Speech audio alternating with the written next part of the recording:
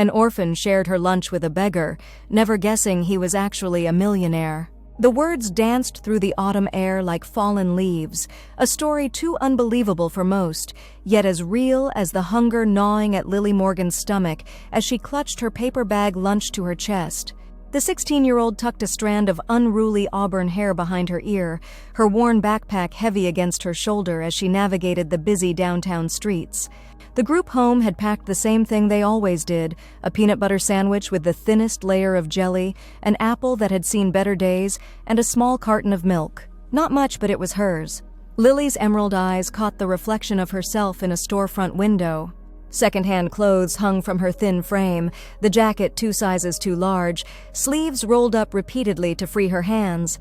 But there was something in those eyes that didn't match her circumstances, a stubborn spark that 6 years in the foster system hadn't managed to extinguish. Home, she whispered to herself, the word both a prayer and a dream that grew more distant with each passing day. At 16, her chances of adoption dwindled like the daylight in winter. 2 more years and she'd age out of the system entirely.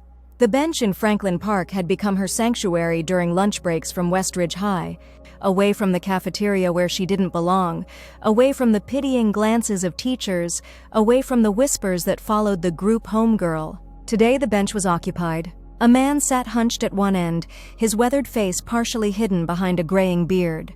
His clothes were layered and worn, a tattered wool cap pulled low over his forehead. Beside him sat a small cardboard sign, "Anything helps." "God bless." Lily hesitated, clutching her lunch tighter. The social workers had warned about engaging with strangers, especially those on the streets. But something in the man's posture, the slight curve of his shoulders, the downcast eyes, reminded her of herself in the bathroom mirror on her worst days. With a deep breath, she approached and sat at the opposite end of the bench. "Beautiful day?" the man said unexpectedly, his voice carrying a smoothness that surprised her, like water running over polished stones. "I guess it is," Lily replied, watching as golden leaves spiraled down from the maple trees overhead. The man didn't speak again, and neither did Lily. But in the silence, she heard his stomach growl, a sound she knew intimately from nights when dinner at the group home hadn't been enough. Without overthinking, Lily opened her paper bag and pulled out half her sandwich. She extended it toward him, not making eye contact, the way she'd learned to offer things without making people feel like charity cases. "I'm not very hungry today," she lied. The man's hands were surprisingly clean, his nails neatly trimmed, details Lily noticed only because they seemed at odds with his overall appearance. He accepted the sandwich half with a small nod. "Thank you," he said, the words carrying weight beyond the simple gesture. "My name is Jack." "Lily," she responded, taking a small bite of her remaining sandwich half to show it wasn't charity, just sharing. They ate in companionable silence, watching the business people rush by with their expensive coffees and hurried steps. When Lily offered half her apple, Jack accepted with the same quiet gratitude. "May I ask why you're not in school?" Jack inquired, his grammar surprisingly proper. Lily swallowed hard. "Lunch break." "I just prefer it out here?" Jack nodded as if he understood everything she wasn't saying. "Nature makes better company sometimes than people." "Exactly." For the first time that day, Lily smiled. When her watch beeped, signaling 5 minutes until her next class, Lily gathered her trash. "It was nice meeting you, Jack." "The pleasure was mine, Lily." He looked directly at her then, his eyes a striking blue against his weathered face. "Will you be here tomorrow?" The question hung between them. Lily knew she shouldn't make promises to strangers, but the connection felt important somehow. "Same time?" she said with a small nod before turning away. She was late to chemistry, earning a disapproving look from Mr. Peterson, but the warmth in her chest, the feeling of having done something right, lingered well into the afternoon.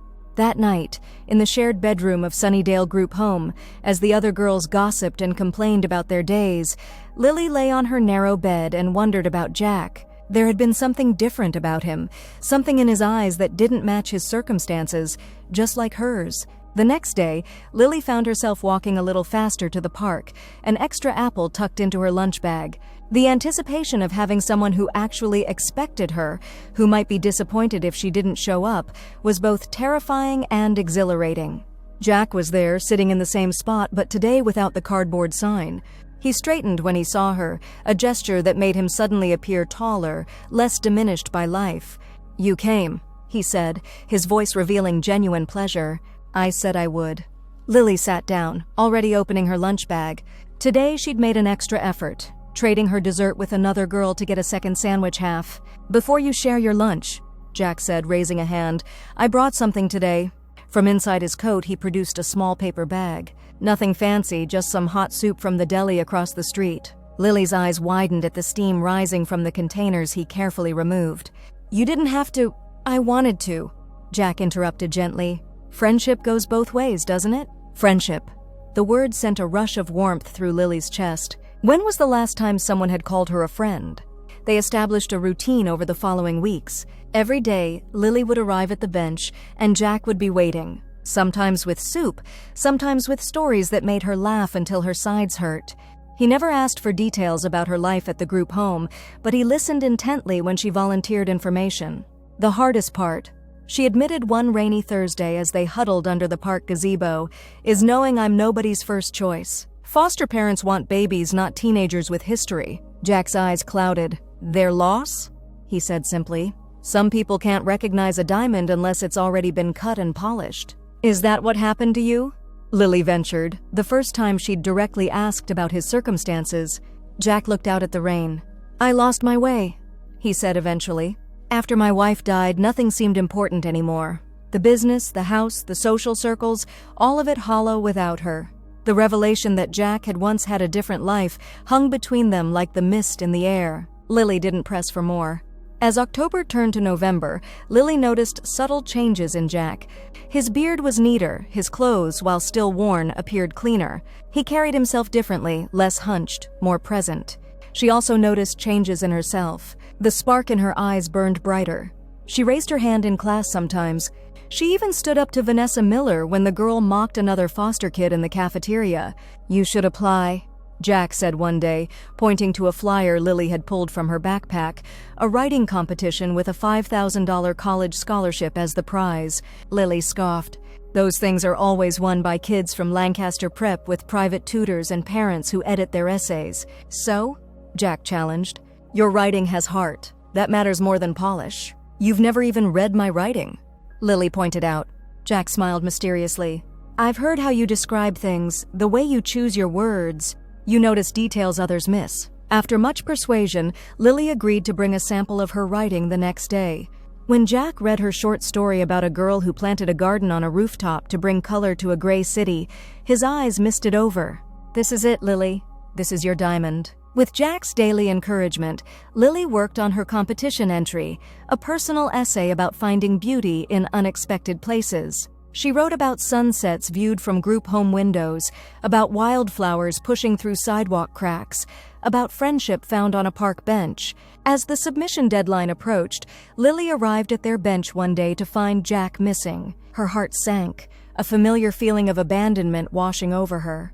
She waited the full hour before trudging back to school, the essay clutched in her hand, suddenly seeming childish and naive.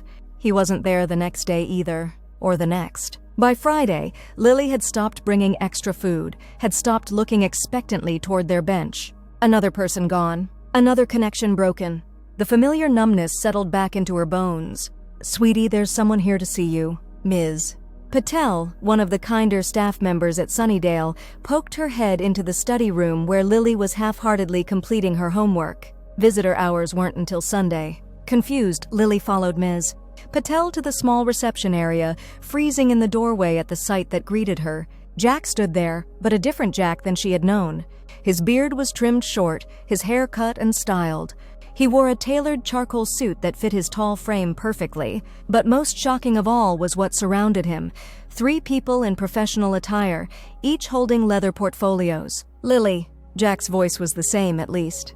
"I'm sorry for disappearing without explanation." She couldn't speak, her mind struggling to reconcile the homeless man from the park with this, whoever this was. "My name is Jackson Montgomery," he continued, stepping forward cautiously. "I'm the founder and CEO of Montgomery Real Estate Development." The numbness in Lily's body was replaced by a cold wave of betrayal. "You lied to me." Jackson winced. "Not about anything important." Not about our friendship. Lily backed away, bumping into the wall. Was it some kind of sick social experiment? Poor little orphan girl helps homeless man. Surprise twist ending? No, Lily, it wasn't like that at all. His blue eyes pleaded with her. After Catherine died, my wife, I lost myself. The company ran on autopilot while I checked out. One day I just started walking, left everything behind. I've been living in a kind of fog for months. One of the suited people, a woman with a sharp bob, stepped forward. Mr. Montgomery disappeared 3 months ago. We've been searching everywhere. Until you found me sitting on a park bench, Jack said, his eyes never leaving Lily's face. And shared your lunch. And treated me like a human being, not a charity case or a problem to solve. Lily's throat tightened. I still don't understand why you're here now. Jack took another step closer. Because you reminded me that connections matter. That I still have something to offer this world. He reached into his suit jacket and pulled out an envelope. Your essay. I want you to submit it. Lily stared at the envelope. How did you... You left it on the bench the day I wasn't there. I've been carrying it with me, trying to find the courage to face you, to explain. Another suited person cleared his throat. Mr. Montgomery has also expressed interest in establishing a scholarship fund for foster youth, with you as the first recipient. The room spun slightly. Lily reached for the wall to steady herself. I don't want your money, she whispered. Good, Jack said firmly. Because I'm not offering you money. I'm offering you a chance, the same chance you gave me when you shared your sandwich. Over the following weeks, Lily's world transformed in ways she could never have imagined. Her essay won honorable mention in the competition, not first place, but recognition enough to boost her confidence. Jack's scholarship fund ensured she could attend any college that accepted her, but the most significant change came in December, when Jack Montgomery appeared at Sunnydale again, this time with different paperwork. Adoption? Lily repeated, the word hanging in the air between them in Ms. Patel's office. I'm 16. I know it's unorthodox, Jack acknowledged, and I know you'll be a legal adult soon enough. But I want you to have what I didn't when I was drowning. A home, a family, someone who claims you as their own. Tears blurred Lily's vision. Why me? There are younger kids without my baggage. Because you saw me, Jack said simply. Not the CEO, not the homeless man. Just me. And I see you, Lily Morgan. The writer, the friend, the young woman with a diamond heart. The process wasn't simple or quick. There were background checks, home studies, court appearances. Jack renovated the 3rd floor of his townhouse into a space for Lily, letting her choose every color and fixture. Your kingdom, he called it with a smile. On a snowy February morning, the adoption became final. Lily Morgan became Lily Montgomery, a name that represented not the erasure of her past, but the expansion of her future. That night, in her new bedroom with its bay window overlooking the city lights, Lily found a small wrapped package on her pillow. Inside was a smooth stone pendant on a silver chain. Etched into the surface was a simple bench. The card read, "To remember where our story began. Some lunches change lives. Love, Dad." Lily's fingers trembled as she fastened the necklace around her throat. The pendant rested against her heart, cool at first, then warming to her skin, like connections, like family, like love. Things that take time to feel natural, but once warmed, become part of you. Outside, snow continued to fall, covering the city in possibilities as pure and unblemished as blank pages waiting for new stories. In the room down the hall, Jack Montgomery sat at his desk, finishing the paperwork for the Lily Morgan Foundation, a nonprofit dedicated to creating opportunities for aging-out foster youth. The photograph on his desk showed a girl with auburn hair and emerald eyes, laughing beside a man who looked nothing like a beggar or a millionaire, but exactly like what he had become.